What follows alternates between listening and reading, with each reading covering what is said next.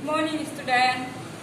আজি মই তোমালোকক মৌখিক আৰু ভক্তি পৰীক্ষা কিতাপৰ অনুসৰণি একৰ অংকখিনি বুজাই দিম। এতিয়া চোৱা 1 নম্বৰটো কি দিয়া আছে আখৰেৰে লিখা। সংখ্যাৰে দিয়া আছে আমাক আখৰেৰে লিখিব দিছে।